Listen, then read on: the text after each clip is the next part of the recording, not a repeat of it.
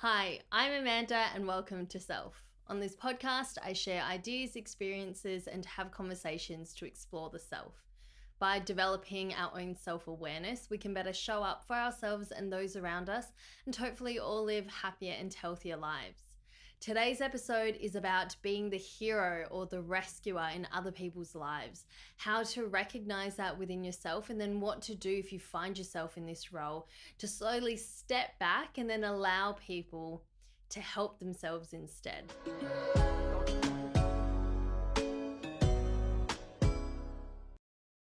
What exactly is a rescuer, or someone who is trying to solve, save, fix other people and their problems, or trying to be the hero?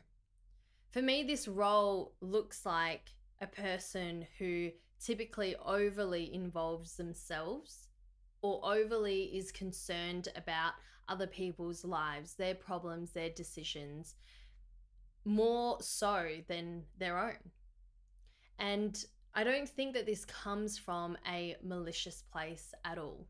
You know, there are well-meaning intentions to help solve or to fix or to be a part of another person's life. You know, when someone comes to us and they're sharing their problems or sharing about a particular situation, if you're an empathetic person, you can put yourself in their place. You understand what it is that they're feeling.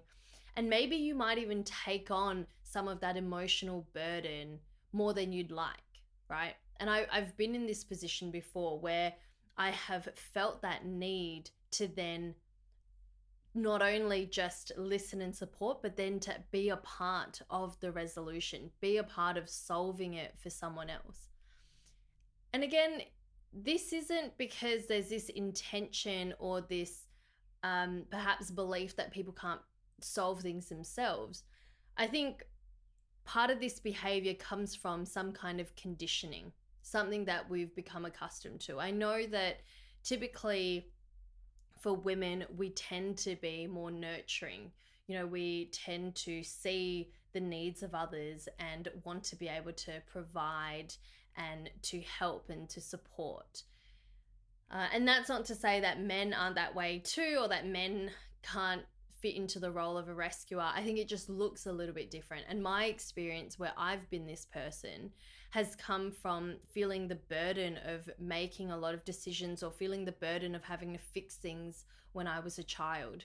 So an example of this would be, you know, if my parents were in conflict and I would feel the need to rectify things around the house. So that might look like making sure that the house was clean, making sure that my siblings were okay. There was just, I think, different behaviors that came out because I was just trying to fix and solve things so that there would be less problems for them and hopefully reduce conflict.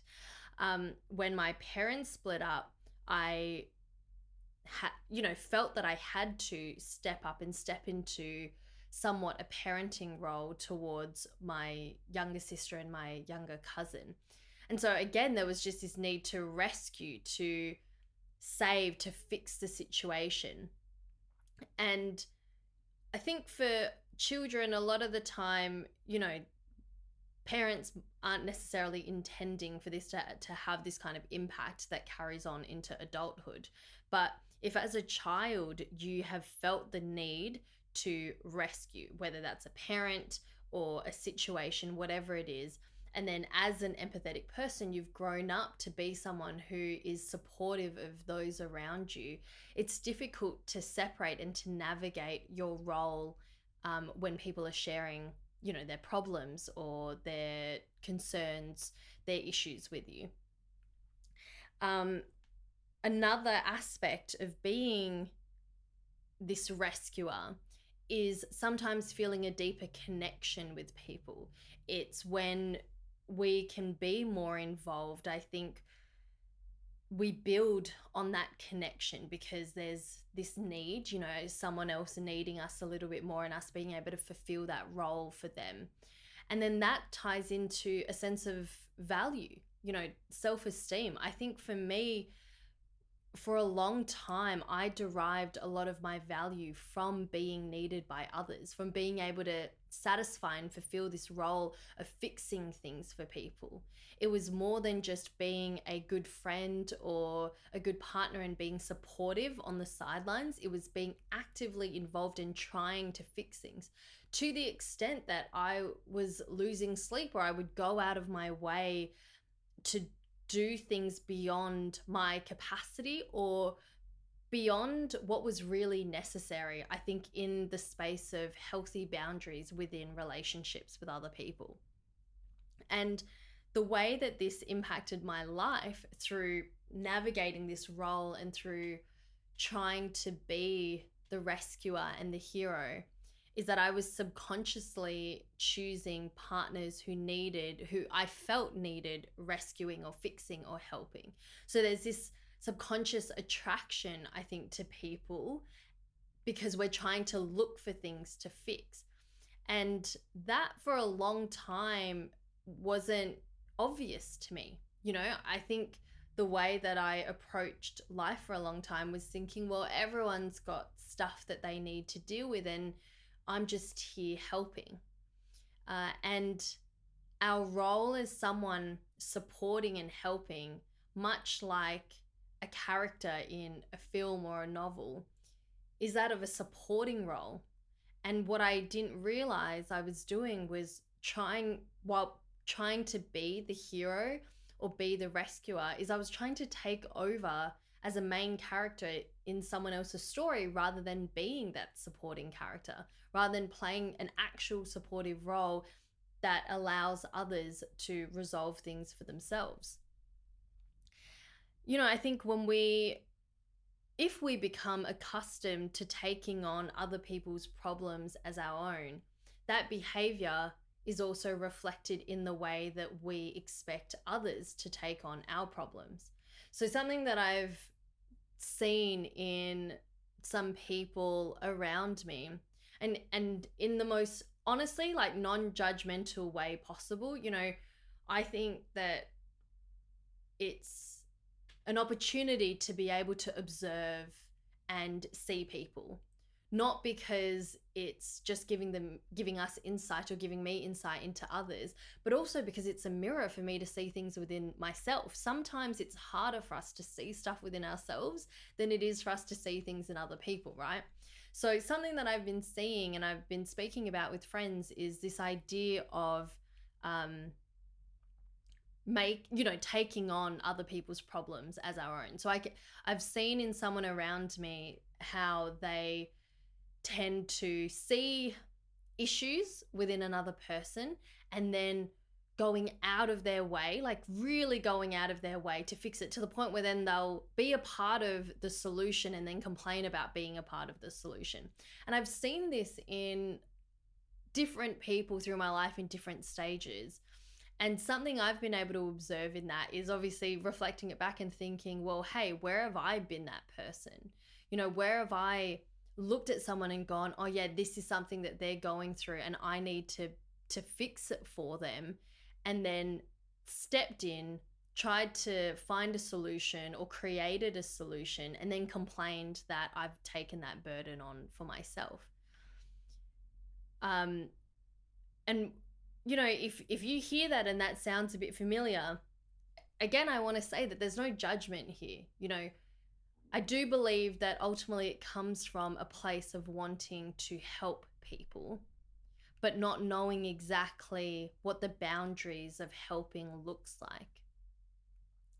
If you see someone who, for example, is living a really unhealthy lifestyle or something that you deem as unhealthy, right? Like maybe they're physically not moving at all, they're like physically unfit, they're not eating well, they're not taking care of themselves. There are multiple options there in how you can be a part of supporting that. And what a rescuer or someone trying to be the hero would do is perhaps then go, all right, well, I'm going to,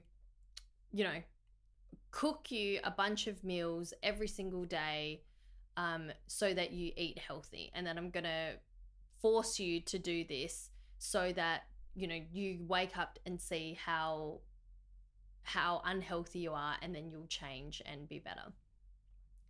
And again, like the action of cooking for someone is a wonderful thing. It's a wonderful gift to be able to give that to someone. But is that person wanting to and asking for help? Is that person recognizing the issue for themselves? And is your action enabling a certain, behavior where they don't help themselves? Or is it actually ultimately going to help them? And I'm not saying that, in these situations that there's a clear black and white, good or bad. For me here, this is just expressing some ideas and some things that I've been thinking about, and allowing an opportunity for you to think within yourself or those around you if you recognize these roles coming up. Okay, so if you do recognize yourself as being a rescuer, or you feel the need to fix things for people, I think ultimately the solution or the path to navigate out of this role starts with self-awareness. I do believe that it comes in asking yourself some questions and being really honest with yourself about the answers. Some things for me is some questions to ask is, first of all, who are you when you're not rescuing others? So really navigating what meaning you give to this role, what value you see within yourself outside of being someone who is constantly fixing, solving, rescuing others. The second thing, I don't know if you just heard that, but my stomach is grumbling so loud, I'm hungry. The second question is to ask yourself, what happens if you don't step in to help? And I know that when I've asked myself this in the past, that my answer has been, oh, well, then they're going to fail. Like everything's going to go wrong. They're not going to be able to fix themselves. They're not going to be able to resolve this for themselves. And the truth is, I didn't give them the space or the time or the opportunity to even help themselves, right? Like I didn't actually test this theory that it would all fail until I finally did, until I started to learn to step back and take on a supporting role rather than this rescuing role. And I recognized actually that there was this belief in me, even though there were good intentions to help people, that actually I was thinking that I'm the only person who could help them. And I don't think it was this super conscious belief at the forefront of my mind, but the way that I was acting and behaving was that. So I would challenge you with that question. If you recognize these things within yourself, what happens if you don't step in to help? And can you give this person or the people around you the opportunity to help themselves or to see things for themselves, even if it's not happening in the timeline that you would like it to happen in? The next thing is quite a tough question, actually, that I've asked myself many times through my life, and I think I constantly ask myself is this a way for you to avoid dealing with some stuff for yourself?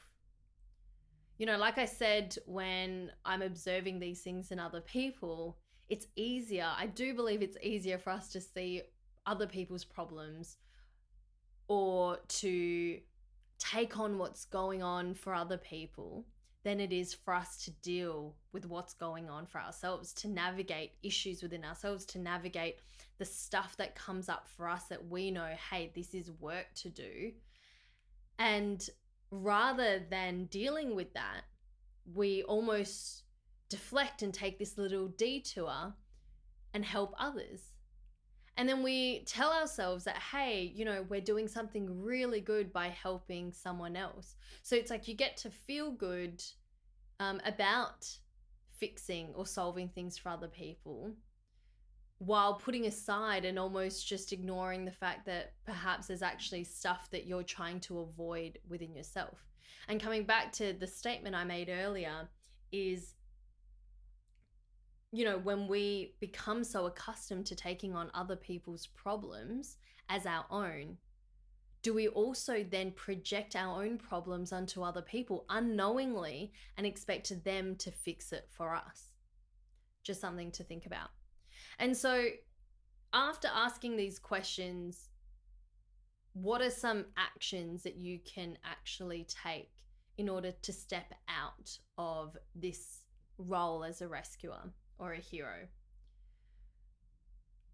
The primary thing for me is to set clear boundaries for yourself and recognize when you're doing it. So, when I say that self-awareness is the ultimate key, a lot of that is just about observing and recognizing things within yourself.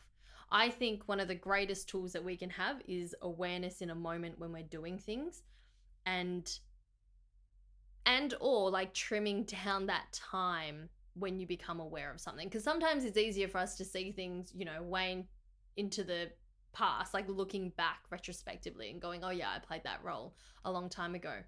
But being able to see things in real time and go, hold on a second, this is me trying to rescue again. As someone who loves to talk and listen to my friends, and I love my friends and I want to be a part of their lives and know what's going on for them.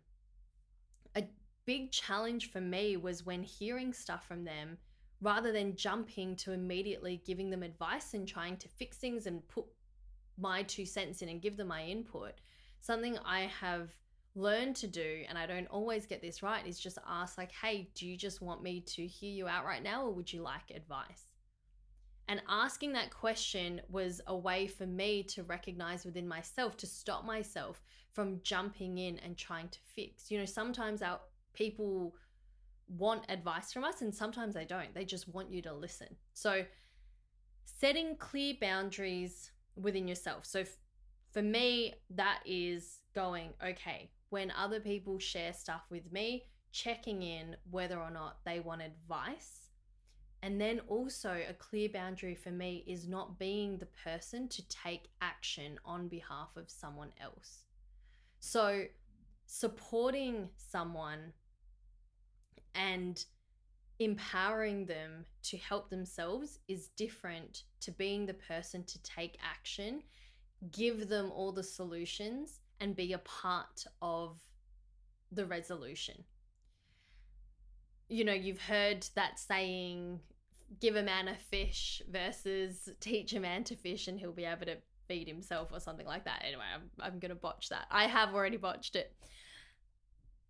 But that idea is that we can give people opportunities. I mean, I even saying that, it's like, we're not really giving someone anything in that case. It's just stepping back so that people can take on opportunities for themselves to help themselves. And what I believe is that the best thing we can do for people is to empower them and allow them to help themselves, and then learn to enjoy seeing them succeed independently of us. I think sometimes, as someone who is used to playing the role of a rescuer or a hero, we almost take it personally a little bit when people succeed without us, or when they resolve things and fix things themselves without us. But coming back to your intention, which is ultimately, coming from a place of love and caring for people, being able to separate that the value that we add into someone's life is not when we fix things for them. It's genuinely being there to support them, to listen and to help be there, but to help them help themselves. And in that way, I think you really get to play the role of a supporting character in someone else's story, rather than trying to be the main character in their story. And then when we turn that back on ourselves, it means that for our own story, we get to focus on being the main character. We get to be the hero of our own story rather than allowing the pattern to continue and perhaps projecting our problems, our issues onto someone else and expecting someone else to be the hero in our story too. You know, this need to rescue or to be the hero doesn't come from a bad place. So if you're hearing this and you're like, oh, some of this hits a bit close to home, I want you to know that I do understand, that I know it comes ultimately from a good place of wanting to help. But the best thing that we can do for ourselves and for others is to be accountable for ourselves. It's we are accountable for us fixing and working through our stuff, being our own heroes and finding resolutions for ourselves, exploring what it means to fail and succeed within ourselves, but being the ones to help ourselves. That's a gift that we can give ourselves, and then being able to see others do the same. Ultimately, what that leads to is a greater level of awareness within ourselves. We learn more about who it is that we really are. We learn about the stuff that we need to work through. We learn how to work through those things ourselves. And I do believe that through that, through individual accountability, through individual responsibility to take on our own stuff, we do ultimately live healthier and happier lives. And then in that way, we get to coexist together in a way that we're not projecting our stuff onto the world and onto others, and they're not taking on other people's burdens of our own. And that for me is this great weight that's lifted, because then we don't have to fix stuff for others anymore, and we don't expect others to fix stuff for ourselves. And that's a wrap on today's episode. So I hope that, you know, you've learned something or gained a bit of insight. And again, I love hearing from you and hearing any feedback. So please share that. Please support the podcast by rating or reviewing it wherever you listen to it. You can follow the podcast again on any of these mediums: Spotify, Apple Podcasts, Google Podcasts, whatever's out there. And you can also watch this on YouTube. I release episodes every Thursday. Oh, and you can also follow me on Instagram at self_podcast and at Amanda Letran. That's Amanda Letran. I release episodes every Thursday, and I will see you next week. Bye.